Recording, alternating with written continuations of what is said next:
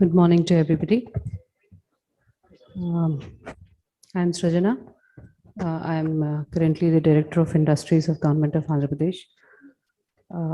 You should spare me for not being able to talk in Tamil on a Tamil conference. But I'm sure we're brothers in arms, so we all are on the same side, have a shared history, shared culture. So we're all a part of the same Dravidian family. So language is only a formality because our thoughts are all together. So with that cordial thought, I would really... Excuse me, mister. Everybody to take seats. Don't talk inside the hall. Please take the seat. Because the speakers came from other city to present a proposal. Because we're all assembled to listen speeches. Please, if you want to talk, go outside and talk and come back. Thank you. Thank you for that. I'm here to present our side of prospects from the state government of Andhra Pradesh.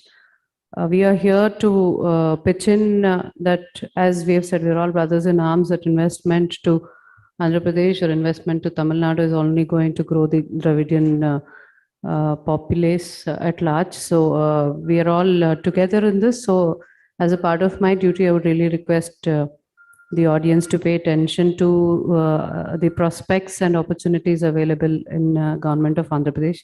I have a very brief presentation to make.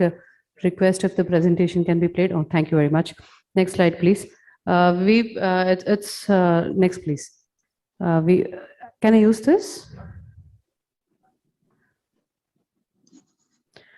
Right. So we, Andhra Pradesh, have been stably performing as #1 in terms of ease of doing business in the rankings of the country, largely to the inbuilt strengths that we have had built over the way. In terms of seamless governance, I would brief a little bit more on it in a while, and the accessibility and proximity to the skilled labor that we would be having, and conducive industrial policies that we bringing out with the sector-specific requirements that have been pulled together, knitted together as a policy. And you must be knowing, like the other South Indian states, we have the advantage of a coastline and the hubs related to industrial corridors, and the availability of the land and power and water altogether makes us a very conducive state for investment, is what I could say. As you can see, we are the largest state in India, spread across 8th largest state, I mean to say, with about 138 billion US dollars GSTP. We have a 974 kilometer long coastline, which is an asset in itself, which I'm sure Tamil Nadu would definitely understand and appreciate. And we have over time built consciously the industrial environment with knitted together through some industrial parks and estates, where we over time are giving plug and play facilities for the prospective investors who would look at us for growing together. I would really proudly say that we are the only state where 3 industrial corridors are crisscrossing the length and breadth of our state. Visakhapatnam Chennai Industrial Corridor, which is being funded by the Asian Development Bank, and Chennai Bangalore Industrial Corridor, and Hyderabad Bangalore Industrial Corridor. So these 3 industrial corridors are crisscrossing our state, giving impetus and connectivity to the hinterlands and driving the investment. And these are coming with a land bank, a strong land bank with a proper connectivity to the raw material, which would probably require to grow impetus. And closely connected to these industrial belts are connectivities to the ports. We are a strong port-led infrastructure. So these industrial corridors are only helping us to bring the strengths together and give an opportunity for both the insiders and the prospective investors who come to our state a very ironed out, clear investment structures and infrastructure structures which are required for any seamless investment procedures.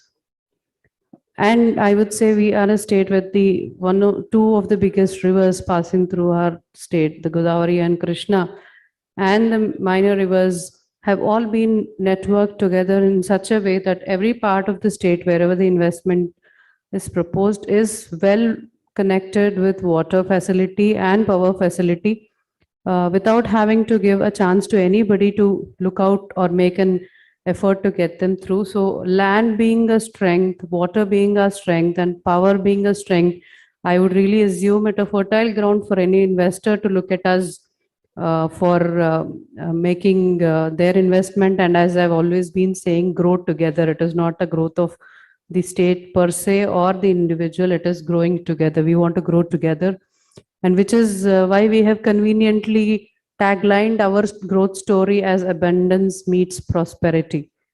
Our abundance of natural resources and raw material availability, along with the infrastructure facilities, will meet prosperity when a potential investor can come and join hands together with us.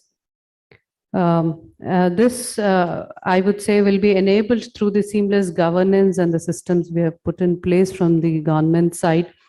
As I've said, we were the number one in ease of doing business for last few years. Given and the large part of it is contributed through the single desk portal that we have developed, which has become robust over time. We have plugged in the loopholes or whatever shortcomings we have found down the line. And under this single desk portal, we brought in 23 departments where a person needs to just go through this portal, and we would, in the backhand, take care of all the compliances and clearances that you would require from these 23 departments. And 91 services have been laid down through this talk, from a very mundane fire NOC or a water connectivity or a land conversion, whichever is required when you make an investment, is taken care through the single desk portal. And it has been working very well. And I would, again, at the cost of repeating, say the ranking in ease of doing business is one of the measures that we are working well on that. And the testimony is through these 13,000 plus applications that we have processed from its inception not very long ago. And we've seen more than 99% compliances. So it's a working testimony of how we have built the system around to stake claim to the number one that we've been getting. So this is our institutional mechanism, so to say. And as I've said, these industrial corridors and the port-led infrastructure have been creating these supply chain linkages with the raw material availability. And we are an abundant state in terms of minerals available. So I've just given a snapshot of what are all the minerals available in different districts of our state.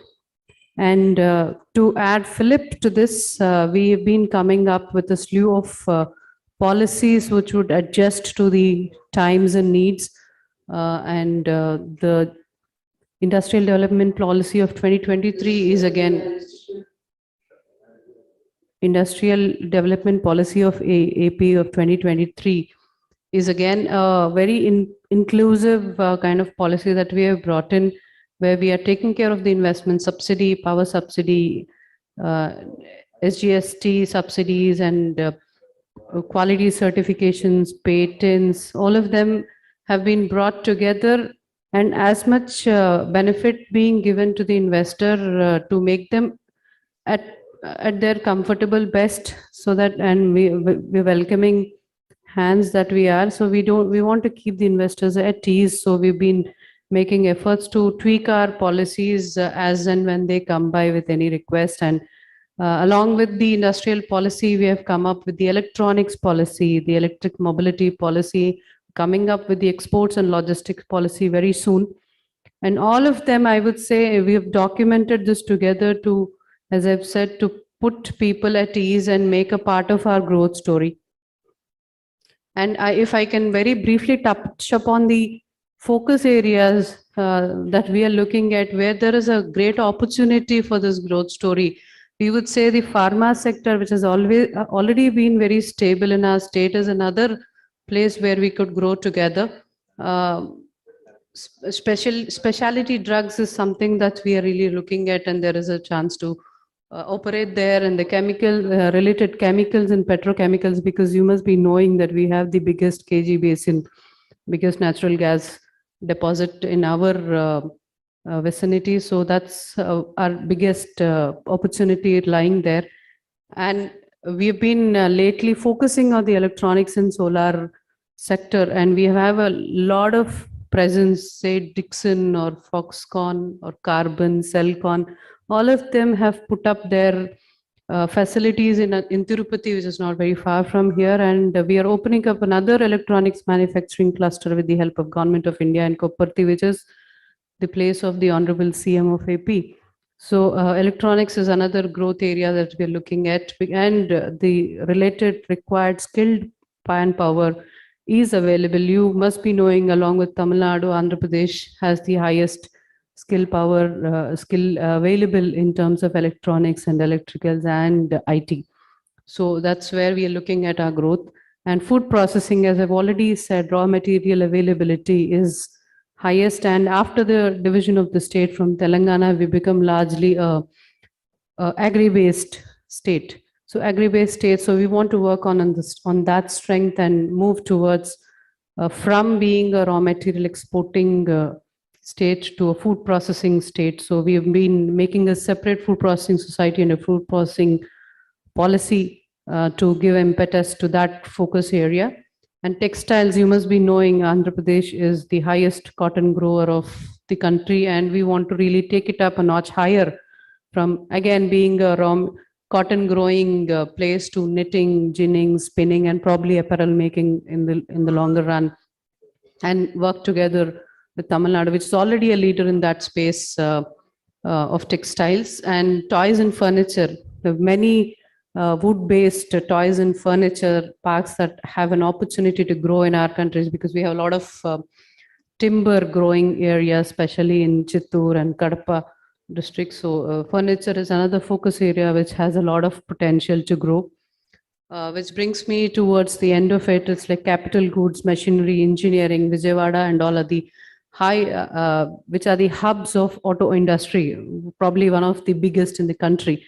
So we would really want to grow there. And the rubbers, tires, and automobiles is the future that we're looking at, and the electric vehicles. Electric vehicles is something which we're really looking forward, and we've been participating very actively along with Government of India to make the to become the EV hub of South India, so to say. So that's an opportunity for us again there. So with this brief about our state and a story that we want to grow along with you, we present the Andhra Pradesh as a potential for any investment opportunity in these sectors that I've presented to you. We've presented to you the strengths that we have and the opportunities that lie, and the supports that we would be very happy to extend and make a very warm welcome to anybody that who is looking at Andhra Pradesh. As I've said again, we're brothers in arms, so we would really want to grow together. Thank you.